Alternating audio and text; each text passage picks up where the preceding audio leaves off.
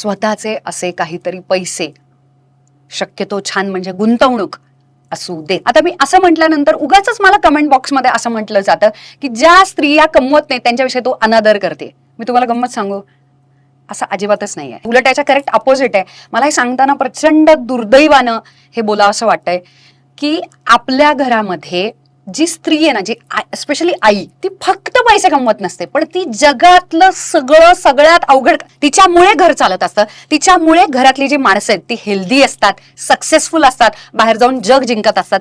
तिला मात्र फक्त पैसे कमवत नाही म्हणून पाहिजे तेवढा मान दिला जात नाही. कटू सत्य आहे. आणि दुर्दैवाने हे पुरुषाच्या पण बाबतीत आहे. जर एखादा पुरुष कमवत नसेल पण अप्रतिम घर सांभाळत असेल, मुलांचं संगोपन करत असेल, तर त्याला तो मान दिला जात नाही.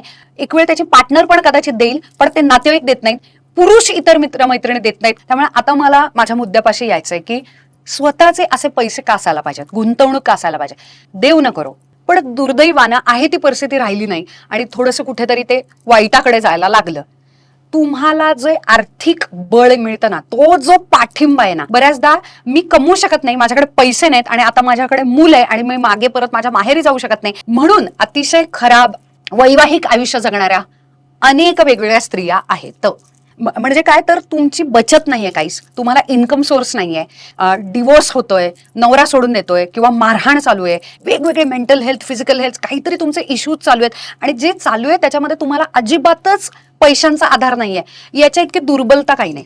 जेव्हा तुमच्याकडे तुमचे असे हक्काचे पैसे असतात ना, तो जो कॉन्फिडन्स आहे ना, तो या जगात तुम्ही कोणी डिनाय नाही करू शकत. निर्णय एखाद्या स्त्रीला किंवा पुरुषाला सुद्धा, तुझं काय मत आहे ग, का तुझं काय मत आहे रे, हे कधी विचारलं जातं माहितीये, जेव्हा त्याचं काहीतरी त्याच्यामध्ये पैशांचं कॉन्ट्रीब्युशन असतं तेव्हा. आणि हे सत्य आहे आणि दुर्दैवानं मेजॉरिटी ठिकाणी हे अप्लाय होतं. सावध तो सुखी म्हणून आपल्याला आपलं गुंतवणूक, आपले पैसे हे असायलाच पाहिजे.